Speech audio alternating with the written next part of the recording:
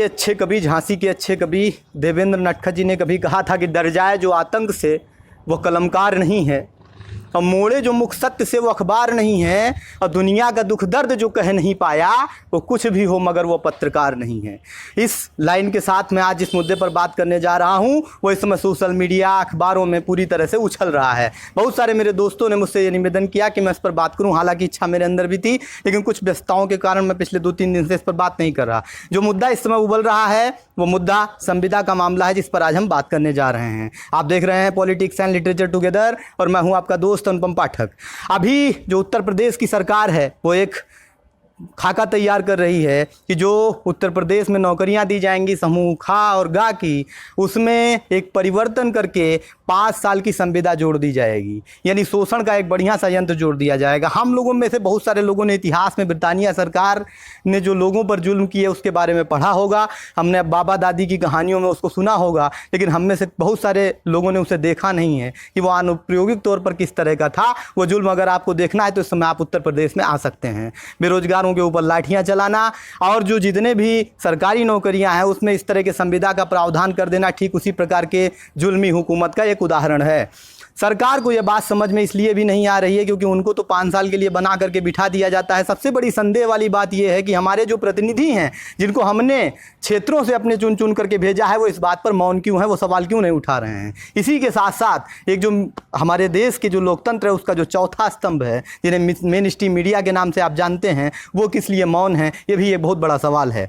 हम चूँकि ये हमारे ऊपर किया जा रहा है जुल्म है, हम जब आवाज़ उठाते हैं तो हमारे ऊपर पुलिस लाठियाँ भांजती है और इस तरह का जो जुल्म ढाया जा रहा है, जो मुझे लगता है कि शायद अंग्रेजों के समय में ऐसा हुआ होगा कि जब आप सड़क पर निकल करके आएंगे अपने अधिकारों की मांग करेंगे तो आपके ऊपर लाठी बरसाई जाएगी। ये इस तरह से किया जा रहा है, लेकिन हम चुप बिल्कुल नहीं रहेंगे, हमको अपनी आवाज़ उठानी होगी, क्योंकि आप अगर चुप रहे, हम चुप रहे तो फिर ये पहल कौन करेगा।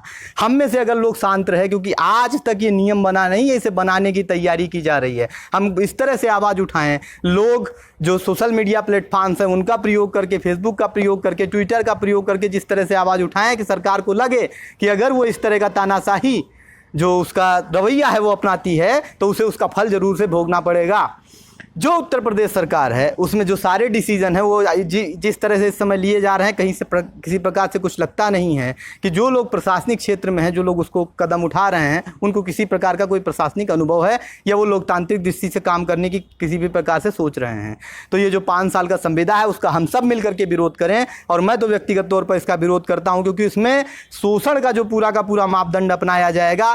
4 साल 5 साल उन कर्मचारियों के साथ जिस तरह का बर्ताव किया जाएगा वो बिल्कुल भी ग्राह्य नहीं है, उसमें पूरा अधिकारों का शोषण किया जाएगा। हर साल आपसे परीक्षा लेना, और परीक्षा और इच्छा तो जो बातचीत की जा रही है, जो दलीलें सरकार के द्वारा दी जा रही हैं कि हम कार्यशैली को बढ़ाने के लिए ऐसा कर रहे हैं, उसे लगातार मोटिवेट करने के लिए कर रहे हैं, ये सारी दलीलें मात्र इस बात के लिए हैं कि हम उसका विरोध ना करें। ये सब दलीलें फर्जी हैं, क्योंकि अगर कर्मचारी को करना है, जो अच्छा बेहतर करना चाहता है वो आज के दौर में भी बेहतर कर रहा है, और जो नहीं करना चाहता वो प्राइवेट सेक्टर में भी जाकर के बहुत अच्छा नहीं कर पा रहा है। तो ये अभी यहाँ से शुरू हुआ है, परखने की कोशिश की जा रही है, संभव है कि इसे पूरे देश में लागू करने की जद्दोजहद ये लोग शुरू कर दें। मध्य प्रदेश में भी आया है कि नायब तहसीलदार और तहसीलदार की जगह संविदा के द्वारा भरी जाएंगी।